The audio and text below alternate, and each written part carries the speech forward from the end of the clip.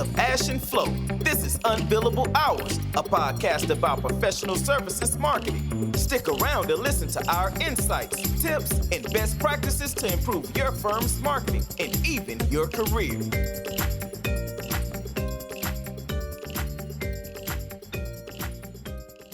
Welcome, everybody, to this new episode of the Unbillable Hours podcast.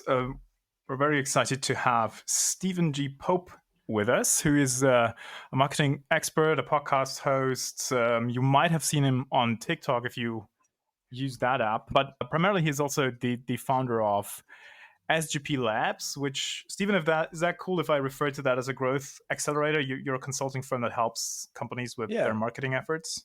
Yeah, exactly. Mm-hmm. That's a great way to put it. So welcome to this show, and we invited you here because we stumbled across your content on TikTok where you had some great things to say about, I think, and don't want to put words in your mouth, but where content production is headed and how thought leadership is changing and all these things which Ash and I try to think smartly about in the context of professional services firms. So Can you maybe repeat for the people who haven't seen your TikTok, like what's broken there from your perspective, and how might it be changing? Yeah. So I mean, and then feel free to stop me and we can get into the weeds with it. But in a nutshell, thought leadership has become, this kind of topic that everyone wants to be a thought leader, and that's the way to grow your business in professional services. Because I work with professional service firms, coaches, consultants, that kind of realm, that we're delivering services. And, it's using that kind of perspective, like how do you look into the future and identify risks and opportunities so that your audience can take advantage of those things. But then kind of moving into a more modern approach where you are delivering these things almost live and communicating with your audience live. For instance, most of my stuff is all moving to a live scenario where people can join and ask questions. And instead of just sitting back and coming up with all these things you think people want to talk about, where maybe you're right 50% of the time or 25% of the time, you're literally just interacting with people and taking their questions and their feedback and rolling those back up into your content, stream on a really rapid basis, right? So, doing a presentation or doing a podcast or a live show or a Q&A, and just what are some of the general things you want to talk about? But then what do people actually want to talk about? What are the questions they actually ask you? Because they're usually way different than what you think they're going to be. They're a lot more basic than you thought they needed to know. If you're an experienced professional and you've been in a field for 30 years, you're so far down the experience track that some of those basic things that you just don't even talk about, when in fact that's some of the juiciest content, right? So I think what it is, can I add something there real quick? Sure, Sorry, because I love that, because I always used to rail against this notion, which you get in many consulting firms. Oh, we got to sell to the C-suite, right? And then the content that gets produced is so high level and strategic that it's borderline generic. Whereas the stuff that actually works is 2 notches down from there. I don't know, director or manager level, more tactical, more technical stuff. And most of the firms, that's actually how they sell. And they know it. The guys in the practice know it. But go to the marketing department, everybody's like, no. We got to have a big think piece for the C-suite, which in reality then never. I mean, of course, they eventually sign it off or sign the check, but they're usually not the buyers or the people in the process, right? I don't know if that. They don't have time. And here's the thing: and it's almost impossible to do.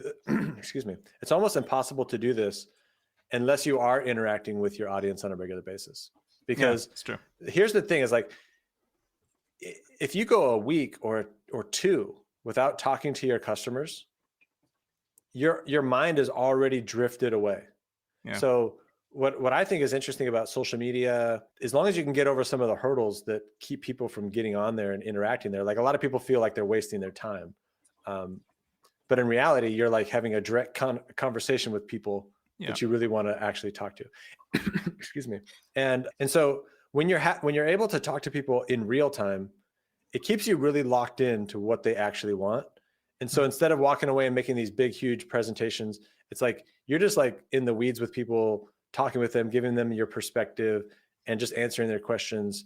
And you just become a lot more in tune with what's actually happening in the marketplace. And that's what really fuels good marketing in the beginning anyway. Yeah, So- I mean, from what you're saying, it's basically you're cutting down the time to react and respond, which is essentially really important in an age of conversation. If you're basically just putting something out and then, waiting for someone to react and then waiting again to respond, it's just things have changed in the market by the time, you actually put out your response. Yeah, and here's a funny thing, right? So like I'm able to do this really fast and dynamically, and I'm like one guy. Mm-hmm.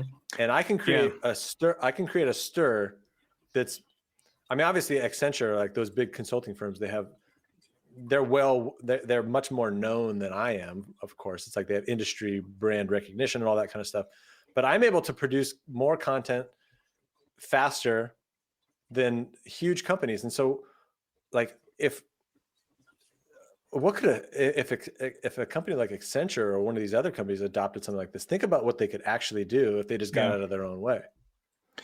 And can I ask about this? Because you, like, clearly for your own business, I can tell from the outside, it's working quite well for you. You seem to be quite successful with it. How important is that frequency these days? Like the ability to turn out a lot of stuff at a high frequency that then also is not bad, right? It's not crap. It's like because of you doing this interactively, it's also good. Is that a winning recipe almost, or? I think so. I mean, like the quality is important. Yeah.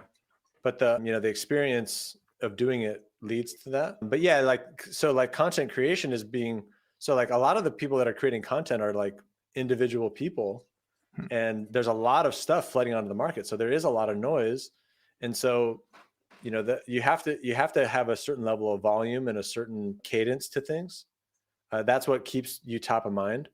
That's what keeps you in tune with what people are saying. So yeah, I do think that rapid, it's really not as hard as you think though. Like, again, like I'm one guy, I create content across all of the different platforms, and I'm on LinkedIn and I'm interacting there. I feel like it's my job as the CEO of the company to be out there. And for some reason, they think networking groups is a good use of their time. It doesn't scale.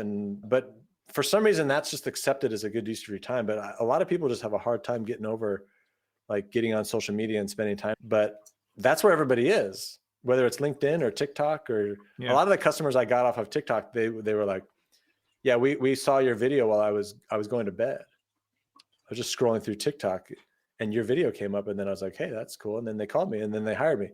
And I think that's just like the coolest story. Like people are going to these platforms to be entertained. Why can't it just be you? Like, and we have to say that louder for the people in the back. You actually won business on TikTok. Like, I'm pushing the stuff so hard on my clients. So far, no one's buying. Everybody's saying, nah, it's the dancing app for teenagers. I don't know. It's like, consultancies are a conservative bunch. There's a mindset shift that needs to happen for things like that, Flo. Because one of the things that I'm seeing right now is a lot of bigger firms are moving away from blogs that the company produces, because they know that it takes forever. It's got very little like readership, and what's the whole point? So instead of doing that, what they're doing is they're pushing the individuals to push content on their own channels, which is a lot more effective, because these people speak to their clients, and they can actually drive something quicker. Like, hey, I want to talk about something. Do I want to go through this big firm's approval process, or do I just want to like put up a quick blog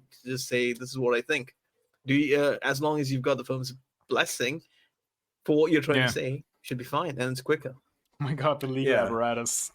Don't wake them. But to a certain degree, that's like some people are too far behind to educate them in any short amount of time to get, like, you can't sell like steak to a vegetarian. It's like some people just are not ready.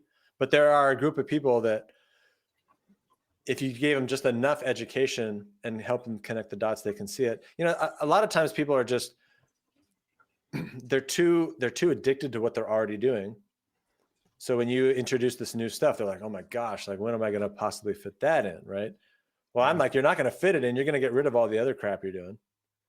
You're going to you're going to clean the slate, and then you're going to just adopt this new marketing model, and you're just going to go direct to consumer and just educate them and provide value and just demonstrate that you know what you're talking about, and then they hire you. It's genius. And I mean, I want to delve into. We mentioned your process a little bit, and I really want to. I'm a bit curious about it. So I want you to get into the weeds, as you said before. But one last point here to, and you stop me if that's wrong. But what I like about your approach and what was so interesting to me is there is a different model for the sort of creator type piece of content production. I'm going to associate it with Gary Vee, even though that's not.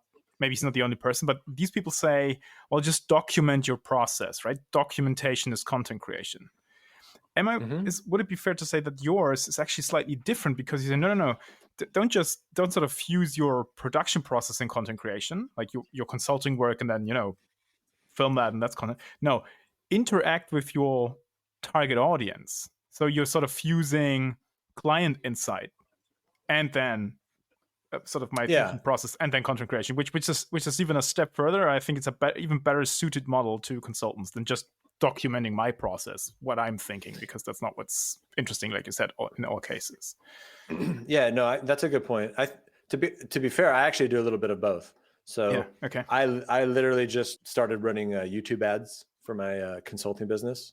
Mm-hmm. It's not something that I offer as a service. Yeah. But I'm documenting that process. So I'm telling people, hey, I just launched this. Hey, go check out my ad. Here are my results for the first couple of weeks, because that fuels, that also helps fuel just my passions of learning something new. And then it's just showing a new side of me and keeping things interesting. So, but I would argue, like the way Gary Vee says, document the process. You could argue I'm doing the same thing. I'm really just out there documenting the conversations and the interactions and then using those as content. So like if somebody asks me a question on a live show, then, it's documented and I'm producing it. So maybe it's not too important to like, I think where Gary Vee talks about documenting the process, he's often talking to people, like he's a big marketing agency that big companies hire him, but he's also, when he's on social media, he's often speaking to an entrepreneur that hasn't started yet. Yeah. So the context is important, right? So all these messages that people put out on social media, the context is extremely important. Yeah. He's talking to somebody that hasn't even started. And so he's talking to somebody that's like afraid, like, what do I even talk about? So he's saying, hey, don't even worry about it. Just document what you're doing every day, and people will be attracted to that. They'll see you making progress, and then they'll inevitably be drawn to you. But I think for a consulting firm, documenting the research you're doing, documenting internal calls, those could all be that's off limits. Those could all be, I mean, typically, but like that could be a really great source of content because that's where people get creative. That's where they're open. They're just like, that's where someone goes on a rant. Now you have to have all the systems and processes to like capture that and like make sure that it's actually used, which is a different challenge. But you could totally do it. See, I completely agree with you that it's all about the capture, because anything you create essentially is content. That's the first thing, right? So it's about the capture, then figuring out where can I place this thing, or at least having in your mind that it's almost like when some film directors, when they're walking through like a place, they're like, oh, it would make a nice shot. So as you create your content, as you keep talking about it, all right, this is going to go well on TikTok, this would go well on YouTube, this is probably better on Instagram. You just kind of know where it goes, and that's the thing. You keep doing it. That's the thing, is that you have to be like, I know a lot of people that record all their Zoom calls and they just go to the graveyard. So like, it takes like a thoughtful workflow. So like, as soon as that video is done, it needs to go somewhere. It needs to be like my weekly content creation process starts like literally after my live show is done, after a podcast is done. Like stuff's happening that Thursday afternoon. By the end of Friday, everything is like done, and I'm moving on to the next piece. Yeah. Whereas if you don't have that, like you're gonna get so crushed by the speed of what's happening. So that speed and what's cool though is like I'm not doing a ton of stuff. Yeah. When I say this weekly process, it's not like it's like, but the process is there, the catch is there, the skills, the processes, the checklists, they're all there to capture and push and move on. So without giving all the secret sauce away, can you walk us through you put some hints here and there already. Can you walk us through the process you're using in some detail? You don't have to. You decide how much you want to share. I literally just did a live show where I literally gave everything away. Yeah. I saw that on LinkedIn, by the way, that it said Stephen was live, blah, blah, just because before the podcast. Yeah. All right. Yeah. So I don't mind. It's a few different things. So just to kind of set the stage, I'm also a tech guy, so I have a lot of automation and stuff, but this isn't all the automation stuff that I talk about and nerd out on isn't that important, but it essentially comes down to a couple of things. You got to map out your planning workflow. So what are the topics that we're going to be talking about? How do we schedule those out? Are guests involved? I mean, some of the stuff, you're doing it. And then it's having that workflow and then getting that workflow into some sort of project management software. Like it could be Asana, ClickUp, or Trello or whatever, so that these things become like checklists that you can kind of just go through real quick without thinking. Because you don't want to think. It's the thinking that, like, every day where people waste most of their time is thinking about what I need to do next. So I eliminate all those different things. You get a good planning workflow. And then right after, there's various things that need to get done. Like the video needs to be processed. It needs to get sent here. It needs to get sent there. Somebody needs to load it into a tool like Descript to make clips from it. Who does those things? Who are they assigned to?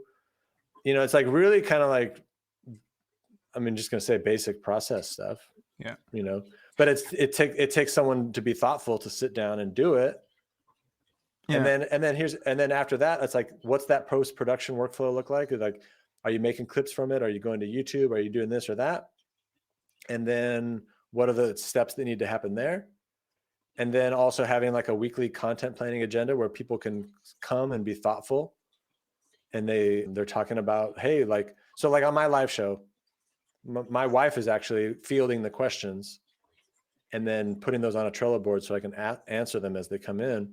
And then that Trello board now becomes my source of insights of what people are talking about. So I can keep track of these things.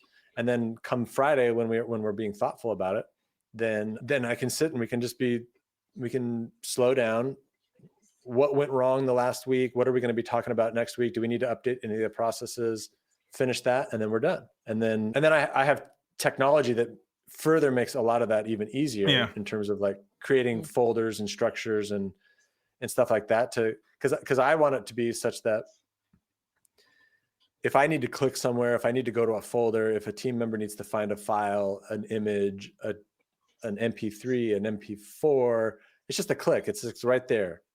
And nobody's searching for things. Nobody's emailing anybody saying, where is this? Where is that? Where's the status of this? It's all just organized. And so that's where some of that tech organization automation comes in. Yeah. That just further helps me streamline it even more.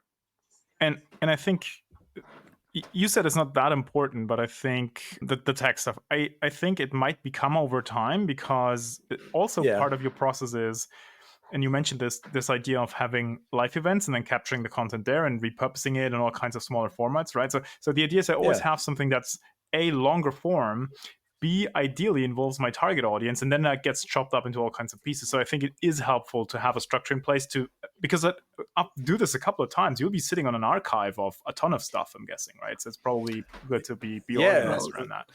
Yeah, I've got thousands of pieces. I don't always tap into it, but it's there.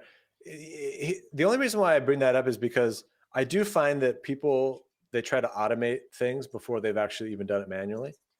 And technical people can tend to nerd out on the technology, and it's a secondary. You want good content first. Yeah. Mm-hmm. Yeah. So like you want a flow that you've done manually before you do automation. I do think the technology is a competitive advantage for me. Like I'm the kind of guy, I don't like to do things over and over again. Yeah. So like if I have to do something over and over again, it's going to kill my enjoyment level, because I'm a creative person. So those things are important to me because I just want to be able to click and not have to think about it. So I think it is important. I think it's a competitive advantage that I have, my clients have. And then this is only going to get more intense a year from now, 2 years from now. I mean, think about where this is going to go. We're not going backwards. It's just going to go more and more intense. Like your ability to just like run this like you're a media company, like you're an educational force in the marketplace, just like teaching people whatever they need to know. Yeah. You know, all that stuff's going to distribute. And I think I because you mentioned the media company thing, like before we had you on, there's somewhere as a LinkedIn post of mine, which people don't have to find, it's not that important, but I was thinking about the stuff, and the way I presented it was, I think consulting firms, they came from this think tank model of content creation, right? Highly centralized, big pieces, huge lift. The smarter ones have sort of moved to this media company model where it's still fairly centralized, but we do smaller pieces, various types of formats. Where I see a model like yours live is actually sort of decentralizing it, because you said it, you're one guy, right? So you could, a consulting company which adopts your model, does that well, could run the same thing you're doing for like 15 partners, 20 practice. Yeah, I mean, you know what I mean? Like you could decentralize it a bit.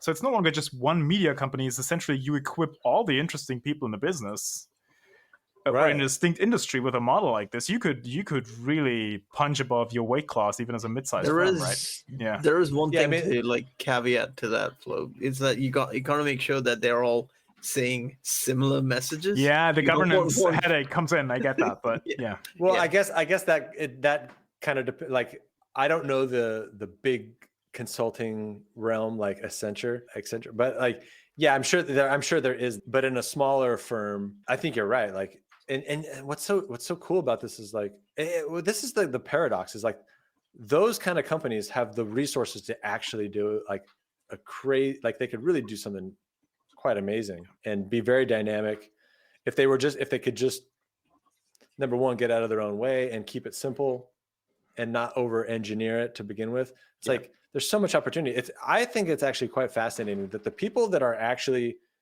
the only people that I see really leveraging social media really, really well, it's like the big brands, right? Like Nike and all these, I mean, they're all over the place, right? And then it's like the small creators. Yeah, it's the creator economy people. Yeah. Yeah, there's all these people in the middle that are the kind of the traditional companies that haven't figured out, like, especially the professional service firms, right? Like they're all, like, it's so old school. And it just blows my mind. It's like all of these creators at the bottom, half of them or 99% of them are literally crafting their offer as they go. Like they don't even have a business yet. They're just creating content and figuring out what that business is. And then they finally strike gold or they go out of business. The big brands already figured it out. Tons of content everywhere. And yet there's this middle group that have all the resources, all the money, all the talent, the product, the experience, and they're just sitting there. And they are the industry that relies on that stuff. Like, think about how is the Boston Consulting Group was freaking founded on BCG perspectives, right? Which was Bruce Henderson, the founder, typing out letters to executives. He was doing content marketing before the term was invented, right? Like it's built around that stuff. So they should be the best at this, but for some reason they can't grasp the like. They're just stuck in the blogging writing world. That's the and only sometimes thing. not even. I mean, we could. That's another show discussing the reasons. But I just one sort of snarky comment for the listeners if they care about this type of stuff. I think 2 or 4 weeks ago, some American magazine published the consulting leaders. They had like 2 lists, male and female leaders of renown, like 25 people on each list. And I saw that, and this is not a comment about the abilities of those leaders, but I had to Google like each and every one of them. These are the leading voices in the consulting, and then I was like, who are these people? Like, which is my way of saying none of them had any sort of thought leader content presence anywhere, which I was exposed to, and I'm in this industry. Like I read like even a niche. I almost said crap. Like they have no presence. It's very interesting. There's no actual brand. Yeah, there isn't. They have no brand recognition. I think part of the reason that specific case is because these people are their own personal brand and they work by talking to their clients and then client referrals and conversations that they're so stuck in the old model of that they don't realize that there is another way they can like have these conversations, can go for it. They're so stuck in the physical, right, that they're not figuring out the non-tangible kind of stuff. And the bigger issue is the fact that they don't quite understand how it works. But what's funny though is that they still like if they just slow down and just analyze their own buying behavior and where they hang out, it's like I'll talk to people a lot of the time and I'll be like, "Are you, like they're on LinkedIn, they're just not doing anything there." So it's they have the behaviors of people that buy like a modern person, but they don't actually execute their own business.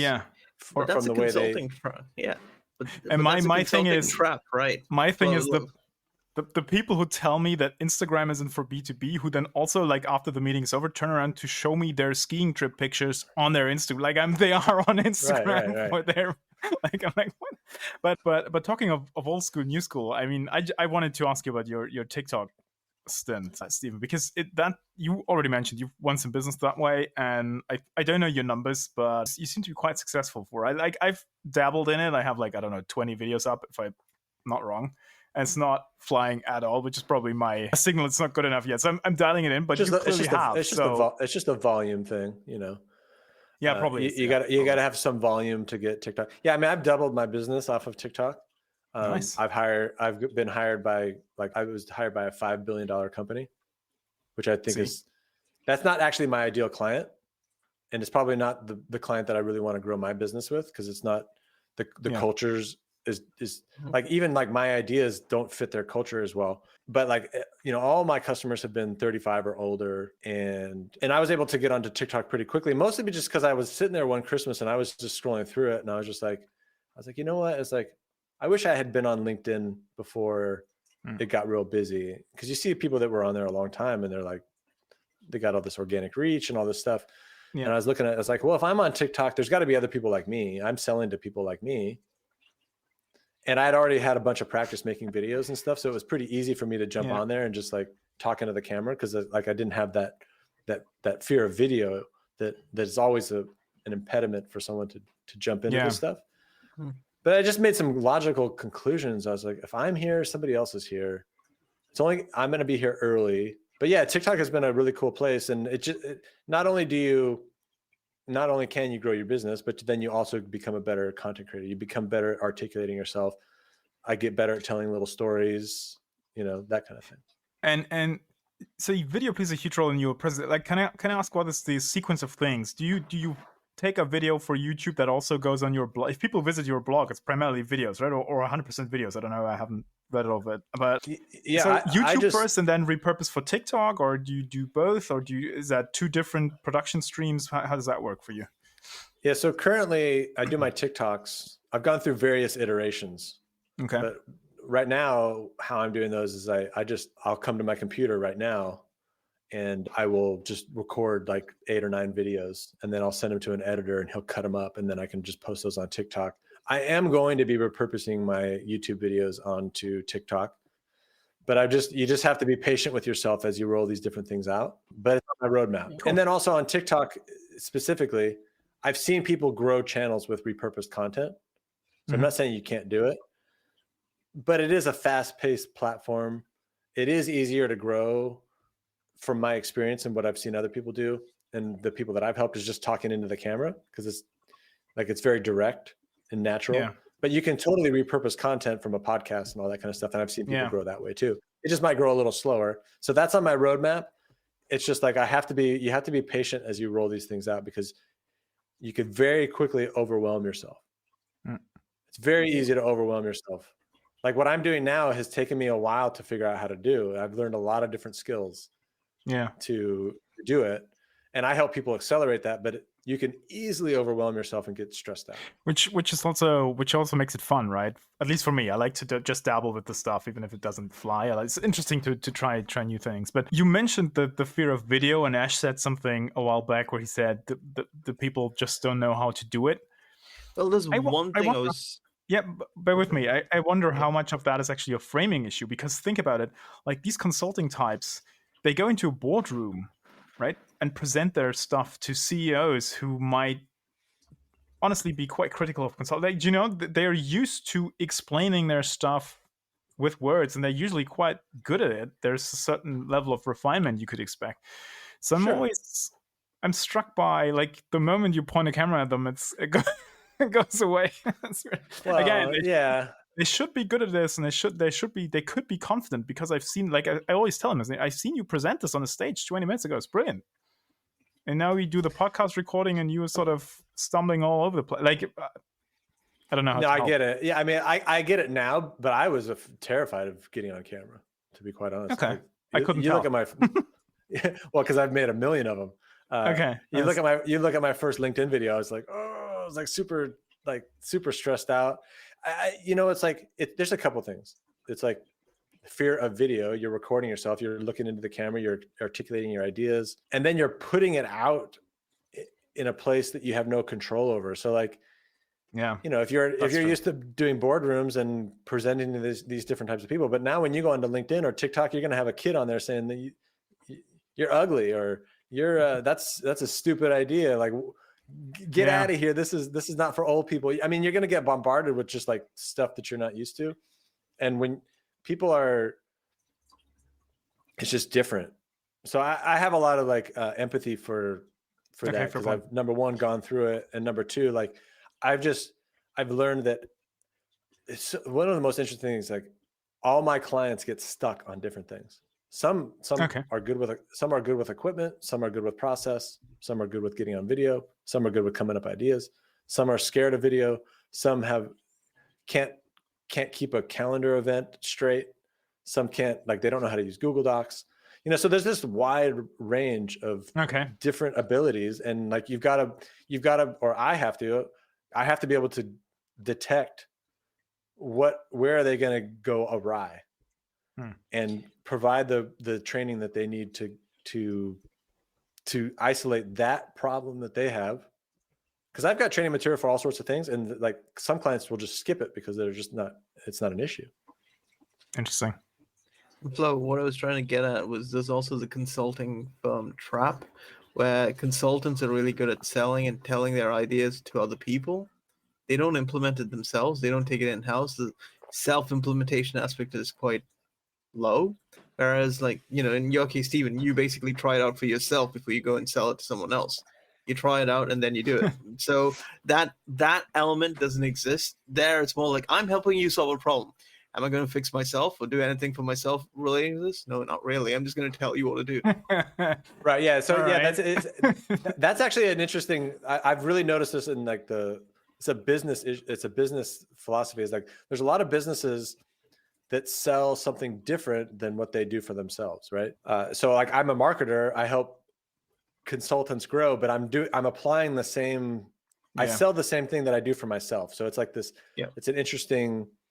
It's an advantage and also a disadvantage. I'm also so close to it that I can, but what you're saying is an interesting philosophical, I don't know if it's philosophical, but it's an interesting business. I think you need to be conscious of that. Like, some people get to sell what they do for themselves, and some people have to do something different for themselves that they are doing for other people. And, so I'm in the weeds with myself and figuring all these things out. And so, it's an interesting. There's a third aspect. I think, Ash, to what you're saying is sometimes this is just not intentional, but it's sort of, it's grown that way. Like to your point of documenting my process or repurposing what I do for work for my content, right? I've been in a situation so often where a client service team gives a killer presentation to a client is highly educational, because it's not just a work deliverable, but let's say they have to present some theory, they have to work the client through some steps, explaining stuff, market insight, whatever, in a workshop. Almost never does this become like, let's say, a webinar. Like, you could literally just wipe the client logo off the slides. It's generic, useful information. You could turn around too. It never happens. Why? Because it's just, everybody has learned that these are two different work streams, right? There's the consulting team works, so the client presents stuff, and then there's marketing, and they figure out the webinar. And that's why I love your process so much, because your first idea would be like, why don't we just take this like you're doing? But I've always wondered about why we never do that, because it's these people are smart. They do some really great presentation work for their clients. Marketing never gets their hands on it. Like, we have to, and then we reinvent the wheel, right? And as you said earlier, Stephen, we are, the marketing is often quite removed from the actual client world and needs and interests and so forth. So, Well, you bring up another important point, is that, like, I think the walls between sales and marketing and the product basically need to be dissolved. Yeah. And they like, and all of the departments kind of need to know, like, I think like knowing marketing is going to just become like a basic skill. Like if a company just outsources all their marketing to somebody else, you're going to get killed in 5 years. Yeah. Because the companies that just start to learn how to adopt that as just like natural behavior. Yeah. And like sales and marketing and the product are all working together. I mean, these things are not separate entities. Yeah. And so like you want to break down those barriers so that you want all these things just kind of working together. Like there's no reason to have them separate. And I think that the functions themselves, I would argue, they will stay. Like you'll have a marketing function. They could They could take care of the governance. Like, does everybody say similar things? Like to your point, Ash, right? They make sure the planning's there. They oversee. Like, has everybody understood their strategy? But I fully agree, Stephen. Like the creation, production, distribution aspects of it, that becomes almost like an individual skill. Marketing just does a bit of orchestration, education, and then I don't know, we help you build the process or whatever. But I think that's where the job is going to go. Which, by the way, that's a fundamentally different skill set, especially in consulting firms, than what they have in marketing teams today. I think. Yeah, I don't know. Yeah, and then when I think about what marketing is, even too, is just like, to me, it's not about like graphics or a website or it's more about like, okay, how do we basically hypothesize that this message is going to resonate with people? Yeah. We send it out there, like, and then having the ability to actually capture the reaction, which is why when we started the conversation, it was all about how do you interact with people so you can actually get that feedback. And then, like how many marketing messages were all made in a boardroom, and then that was the message that they used for the next 3 years. And it's like, it was never tested on a real customer. And how much time got wasted between marketing folks like Ash and myself discussing adjectives, which never mattered in the first place, and colors and shit. I don't know. I'm joking. Only half joking though.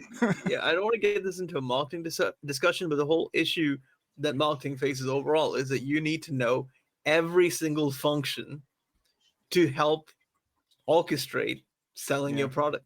So you need to know the finance, you need to know the operations, you need to know like the execution, you need to know every function, literally. And because if you look at CMOs today, they are expected to know everything. And like the CEOs would just come to them and say, hey, we need your help to solve this so that we can start selling. Yeah. It might not be something. Yeah, I mean, I agree. I think marketing is actually, like, to me, what marketing is an entrepreneurial engine. It fuels the product. I think the CEO should understand it. Yeah. It's not that complicated. It's really not the fundamentals of it. You could read a couple of good books and like have the basics of it. And yeah, it's an engine. It fuels the product innovation. It fuels the marketing innovation. To me, like marketing, before I kind of like studied it, like I thought it was websites and flyers and colors. And so I wasn't that interested in it. When I realized it was like the entrepreneurial engine, I was like, oh, this is actually really interesting stuff. Like it became like magical almost. I was like, whoa, like if you get this right, like you basically just build a massive company. Yeah. I think that's the right conclusion. And I think looking at the clock, I think that's almost a perfect phrase. So you gotta be careful. I'll keep talking.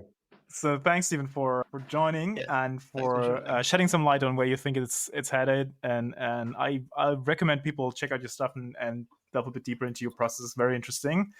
And cool, the challenge for us and our listeners maybe is to figure out how we can make that work in bigger firm world, which is a different beast. But I still think that the methods could hold and be down there. So last question for you, Stephen, is if people want to learn more, and we can put a bunch of stuff in the show notes, but what is the best place to go to? And then if you do go to my website, sgplabs.com, you can easily access like a lot of my content. So like right at the top, you can go to YouTube, right? And you can just go to YouTube. You can digest a lot of the stuff. I'm talking about this stuff all the time. You can also find me on LinkedIn. If you type in Stephen G. Pope, you can find me there. If you go to TikTok, you can find me. You go to YouTube and you type Stephen G. Pope into Google, I'm going to pop up. My content's going to pop up. I'm going to bombard you with all of my thoughts. But going to my website's the easy portal to find all of the stuff. And yeah. And when's the next live event? Just in case. Keep I in have one mind on that this Tu- will. Hold on, sorry. This is a tricky question because this podcast will air yeah. in 2 weeks. Oh man. But do you Well, want so I every do- week or every month, or what's your cadence? I for go live every Thursday at 11 a.m. PST, this? Oh, nice. Okay. and that's actually I go live on TikTok, LinkedIn. I'm actually going to be going live twice a week shortly, and that'll be at 11 a.m. PST on Tuesdays.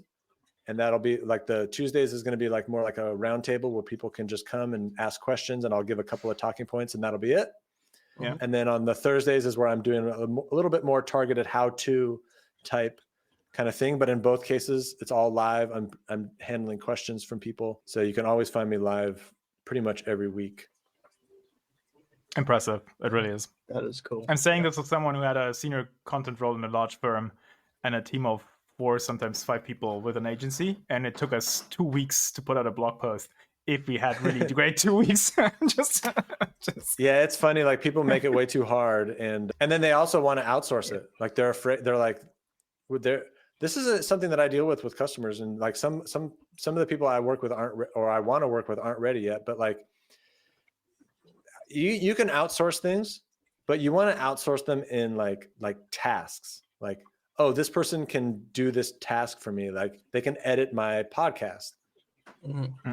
But a lot of people are outsourcing the results, like or hey, the go thinking. get me the thinking, and it's like no, like if you're a subject matter expert, like be the expert. Like how are you gonna export that? Yeah.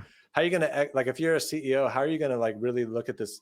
I mean, I'm not saying that there aren't marketing firms that can get you results. Of course there are, but like if you own this internally, and like think about where you're gonna be 12 months, 24 months from now.